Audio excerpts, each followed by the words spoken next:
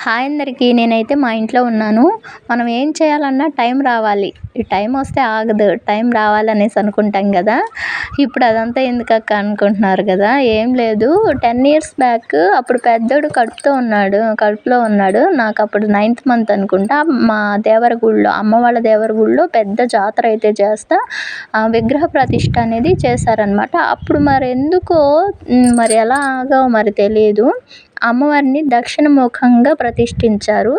ఈ 10 ఇయర్స్ నుంచి అమ్మవారు అలా ఉంటే చాలామంది చూసి, అమ్మవారు ఇలా దక్షిణముఖంగా ఉన్నారేంటి, తూర్పు ముఖంగా ఉండాలి కదా అనేసి చెప్తూ ఉన్నా.